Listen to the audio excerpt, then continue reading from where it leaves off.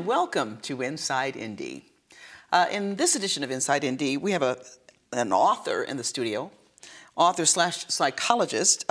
His book is called Underdog to Top Dog, An Improbable Rise from Dr. Shelvy Haywood Keglar. And he is in the studio with us to talk about the book and his practice. Welcome, Dr. Keglar, to Inside Indy. Thank you. Wow, this is pretty cool. Underdog to top dog. I take it that's you on the cover. Yes, that's I me. love that. That makes sense. We are going to talk about the book, but I want to talk about your practice here in Indianapolis, what you do, where you're located, that kind of thing. Okay. Midwest Psychological Center. We're located at 37th and Washington Boulevard. Okay. Been in business. We're a mental health company. We've been in business since 1984, 85. Wow. So we provide services to agencies throughout Indiana and throughout Marion County. So when you say you provide services, give us some examples of who you serve and how you serve them. Okay. Well, we do work for Department of Child Services. We work in schools, Job Corps Center, correctional facilities. We do consulting work. I do consulting work for prisons and jails. We work in school systems, families. We have a foster care program. Addiction services. We have a certified addiction agency for over 20 years, so we have staff that provide services in addiction.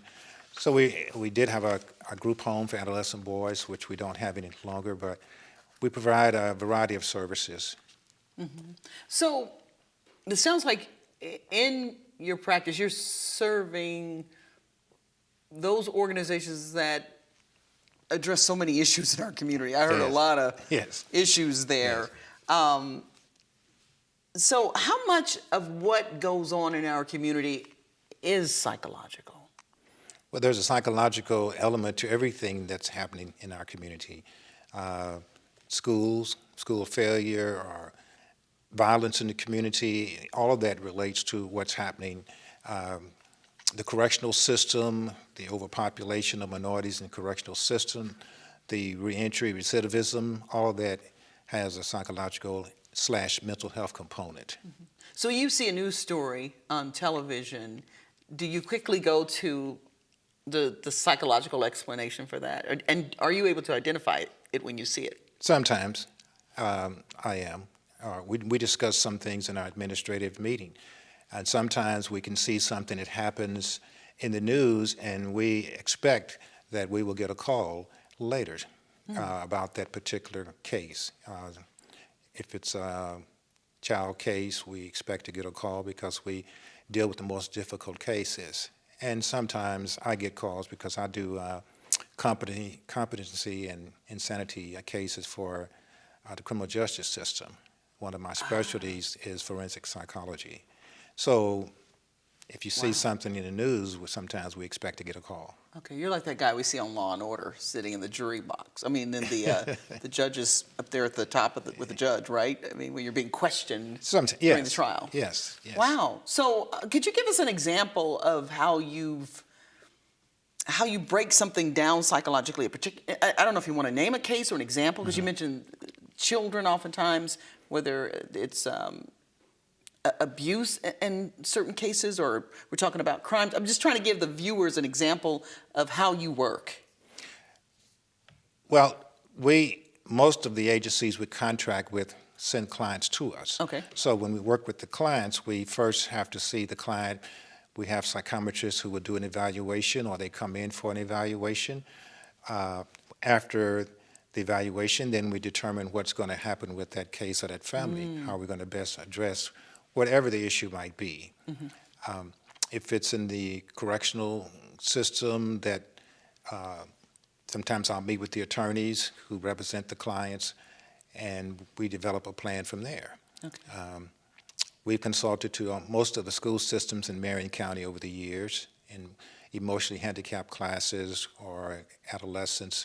That's one of my specialties. So most of the school systems in Marion County and the contiguous counties we've worked in over the years. Okay. So what do you see, and because I do want to talk about the book, but what do you see when it comes to like the children in our schools who are struggling? What is holding them back? What do you see? I think the biggest detriment that I see over the last 30 years has been the breakdown of the family and how that impacts everything that happens in the school system. And we talked some years ago about some signs of that breakdown is that school started off just with having breakfast. Lunch. Now we have breakfast and sometimes meals after school. And why is that? That's just an example of the breakdown in the families, that the school is being relied upon to provide more and more for the family and the children and outside of educating. And so that impacts how much time teachers have to teach, dealing with all the other extraneous factors that the child brings to the school. So that's the biggest change I've seen in the educational system, has been the lack of stable family involvement for a lot of the children who are in the school system. Wow, that's a powerful observation. Really appreciate that, because that's kind of what I had in my mind. But yeah. And lots of other reasons why that is. But that's a different show. We have to have you come back for that one. But I want to talk about your book, Underdog to Top Dog. And is this a biography? Is this your story? Yes, the first part is a biography. And the second part of the book is self-help, how a person themselves can apply the principles in this book to overcome an underdog situation. Okay. You can be born as an underdog, or you can find yourself in an underdog situation in life. It could be in school, it could be in occupation, it could be in a relationship. How do you overcome that underdog situation? So I present 5 principles that you can use, and you can also evaluate yourself on those 5 principles in the self-help section of the book. Oh, nice. Okay. So let's talk about when you were an underdog. Yeah. And take us through a couple of those chapters. Well, the underdog part is, and I talk about this to juveniles and adolescents a lot.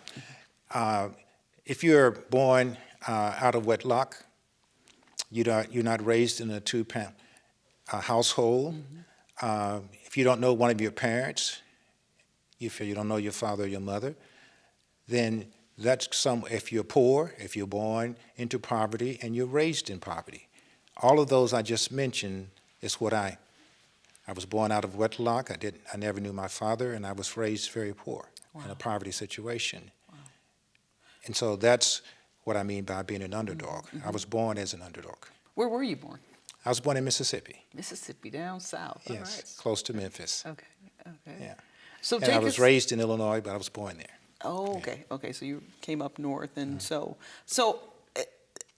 and you end up as a psychologist. So with such humble beginnings, how did you make it, and how did you make it to the top? Yeah. Well, I'm an ex-athlete, and basketball is how I went to get my education. That's paid for my education. I went to college and played ball. Where'd you play? I played in Illinois, not Illinois, but I played college ball at Arkansas State. Okay. But I grew up in Centralia, Illinois. And that was the thing that I anchored my life around as a child. But a lot of folks helped me as a poor kid and took an interest in me. And I had some relatives, my aunt and uncles helped my mother, who was single with 5 children. Never had any financial success until I was really in college, that she overcame the poverty. So a lot of people in the community took an interest in me and helped me from both races, black and white. They helped me, and that's my coaches. A lot of folks paid things for me that my mother didn't have the money to pay. So from your life experiences, there are these 5 principles. Now, we don't want to give them all away, because we want you to buy Underdog to Top Dog from Dr. Keglar. But give us a sneak peek at some of those principles. Well, it's okay. I don't mind telling the principles. At first, everything starts with making good decisions. And so that's where it all begins, is how you make good decisions, whether you're a child. And I recall some things. My grandmother raised me until I was 8, and she passed, and that's when I came to live with my mother.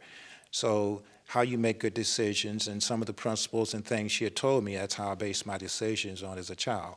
That's the first one. The second principle is you can't have too much pride. You got to accept help. And I accepted help. I didn't have too much pride. My high school coach paid for my lunch money in high school because I didn't have 25 cents, and I was too ashamed to go in the cafeteria. So you can't have too much pride. And the third one is you have to do your best in everything you do. And I always try to do my best. True grit is the fourth one. In the face of adversity, you can't give up. And the last one is you have to have faith in something greater or bigger than yourself. And I mean spiritual faith. And so I give some examples how you can rate yourself on those 5 principles in the book and see how do you stack up.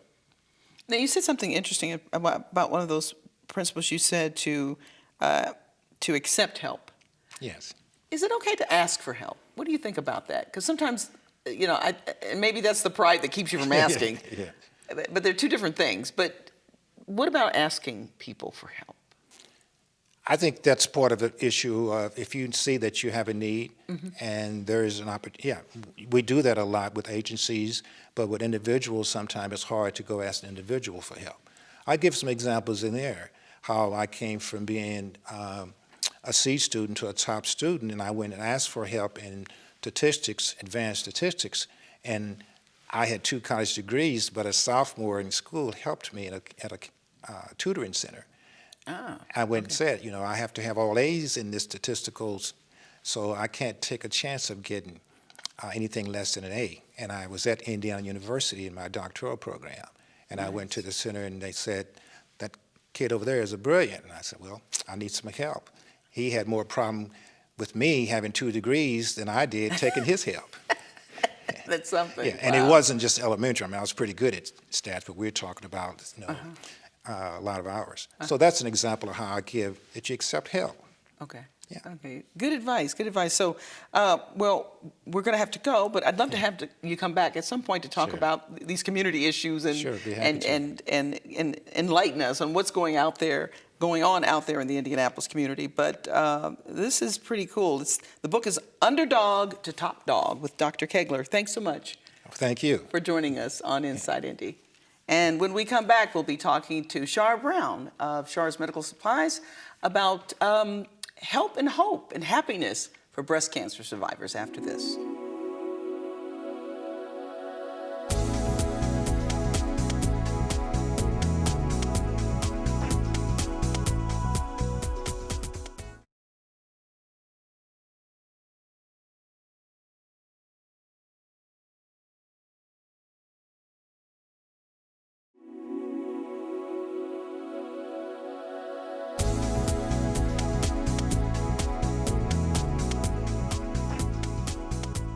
And we're back here on Inside Indy, and I mentioned about creating hope and happiness and a little bit of fun for breast cancer survivors. And here in the studio to help us do all of those things, she's Shar Brown, and she's the owner of Shar's Medical Supplies here in Indianapolis. Welcome to the show. Thank you. It's a pleasure to be here. Oh, I love having you here. And you look absolutely gorgeous, by the way. Oh, thank you. Thank you. I love your jacket and your hair. You look so beautiful. It's a wig, yes. Go ahead and throw it. Go ahead and throw it. Go ahead and throw it. I love it. I love it. I love it. And that's what we're going to be talking about, wigs and more. Okay. And it is a serious topic. Yes. Yes. Breast cancer.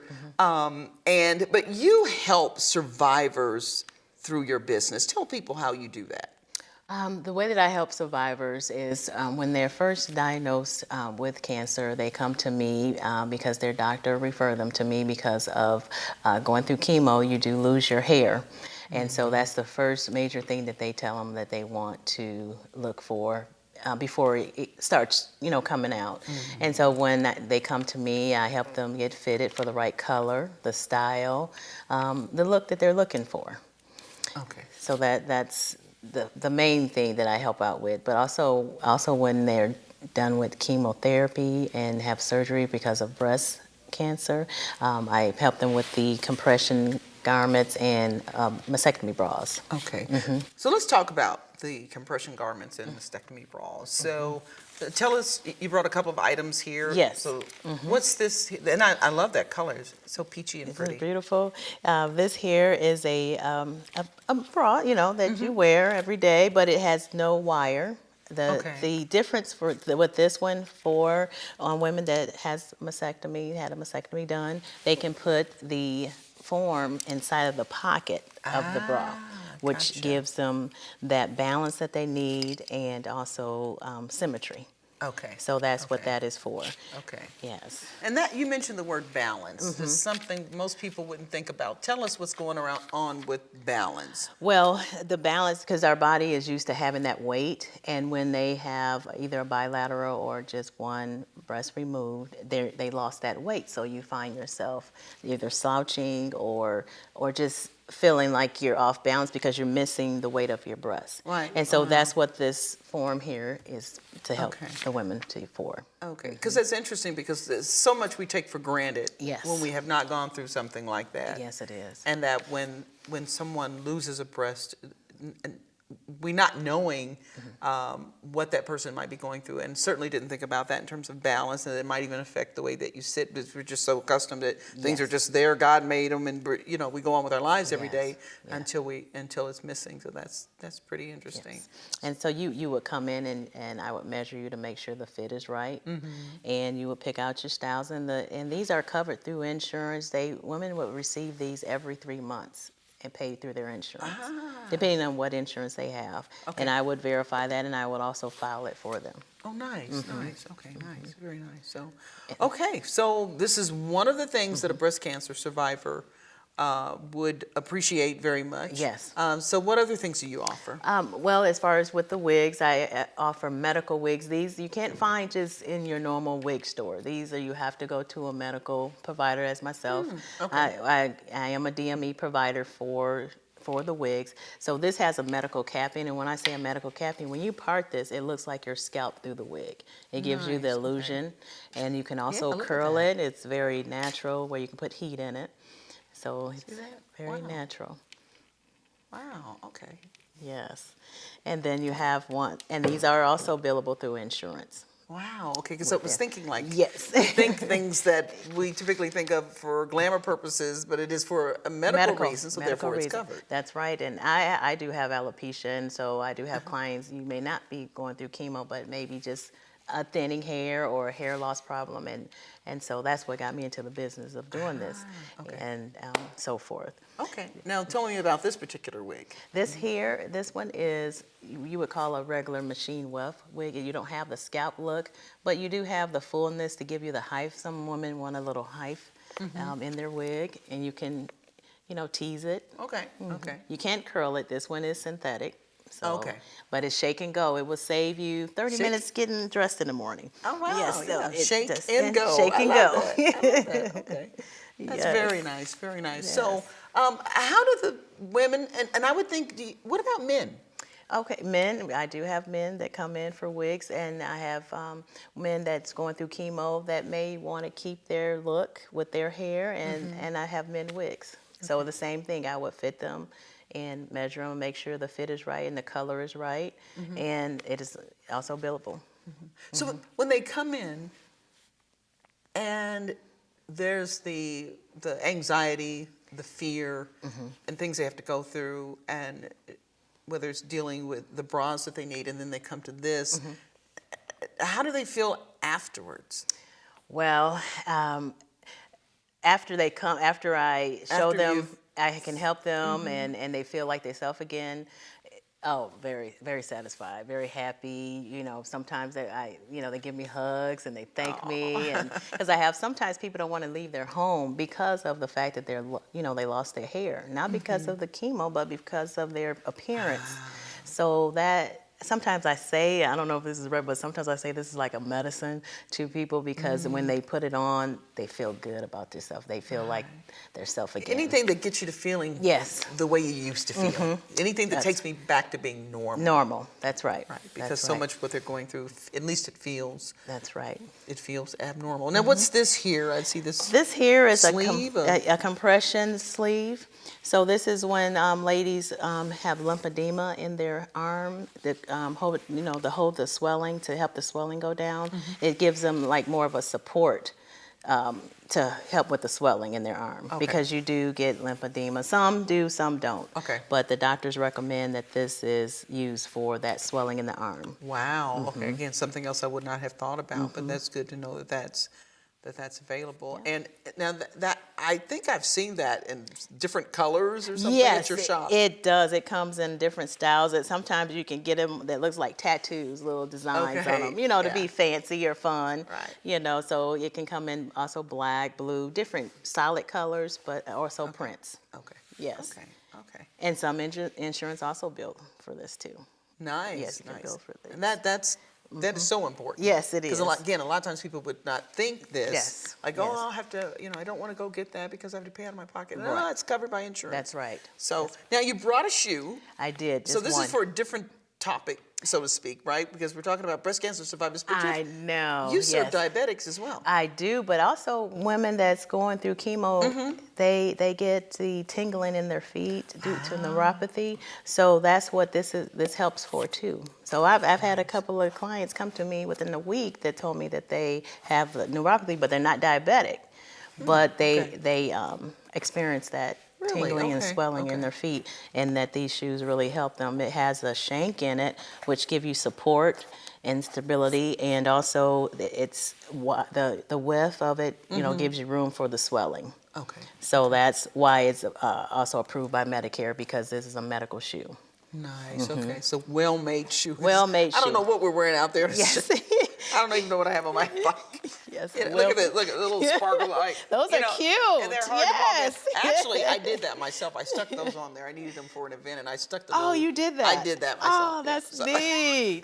Oh, you need to come and play with my shoes. Yeah, I'll get these and I'll put rhinestones or little diamond studs on there. Kind of put some sparkle to them. Yeah. So. And they do come with custom inserts too. I didn't tell you that one. It comes with custom inserts. So you measure for that? Yes. In the, wow. You can measure, and they come with the custom inserts. Nice. Yes. Nice. Yes. Wow.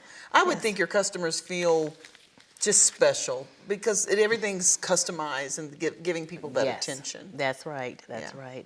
Attention that people need, that they may think they don't need, but when they do get it, they are really appreciative of it. Yeah. Do you have, and you don't have to say a name, but do you have a story of a particular client who just really impacted you or touched your heart or where you saw what you have to offer changed their lives? Actually, yes. I have a lady that came in for a wig, and she was a diabetic, and she had breast cancer. So all in one shop stop, she was taken care of and didn't have to walk. She walked away without paying a cent. But not only that, she didn't leave her house for 3 months until she came to me because of her hair issue. So that was a blessing for me to be able to help her feel like herself again. Wow. Yeah, that was something. So what inspired you to get into this business? Well, back in 2008, I suffered from a medical hair loss. So at that time, I don't know if you were going to call it vain, but I said, I'm going to have to wear something on my head because I just can't go out with my hair thinning in the top. So I started selling wigs. And I started from my home. And then as things grew, I had opened up a shop. And then my mom, she's a breast cancer survivor. So I started off as Shar's hair. And then my mom, a year after that, she's a survivor of breast cancer. So I got into the mastectomy part. And so that's how it all became. Okay. Shar's Medical Supplies. Shar's Medical Supplies. Of course, people can find you at sharshair.com or sharsmedicalsupply.com. Yes, Okay. that is correct. At 8330 Nab Road, Suite 130, right across from St. Vincent's Heart Center, off of 86th Street. Okay. That's Very where good. we're located. So, anything else that we should know about if we stop by your place? Well, also we have a mobile service Oh, where nice. we can go to a patient if they're needing diabetic shoes or wigs or mastectomy garments. We can go to the patient. Okay. So that's and we're in a private setting, so it's by appointment. So make sure you call 317-652-6300. Okay, so a lot of one-on-one attention in One-on-one. a private setting. Yes. Nobody else standing there necessarily watching you because you're spending time with that patient. Yes. So now we left the fun part out. We Yes. started off a little bit about the fun, Yes. but wigs for medical needs or just for fun? Or just for fun. If you want, say, you may have hair down to here and you want to see how you look in a short tapered wig, I would just take your hair and wrap it and put a wig cap on. and put the wig on. Okay, so you Yes. fit for all of that I as fit for well, everything. for the fun people Yes, too. I do. Okay. Yes. And you take wigs seriously, as you said, that's how you started, but some of these places you go to, they're just sitting there on a mannequin and then they're popping it on, but you will have one custom made for I them. do customize too. You can have it. I can have it customized where the density, the color, the length, whatever you want. I can have it made. You can show me a picture, and I can have it made for Wow. you. It may take about 8 weeks to do, but it'll be customized for you. Right, right. Along with the custom breast form, you can have it customized too. Wow. Okay. Okay. Wow. Well, this has been a learning experience, and I love the concept of the wigs for fun, because a lot of times too, it's just you got to go to the store. Yes. I don't want to do the hair, that kind of Yes. thing. So It saves you time. Okay. Well, we appreciate you coming in, Shar Brown. Thank you for having me. Of Thank you, Kelly. SharsMedicalSupply.com. Yes. So check her out. Thank you for being here. Thank you. And thank you for joining us. I'm Kelly Vaughn. This is Inside Indy. We'll see you next time. Bye-bye.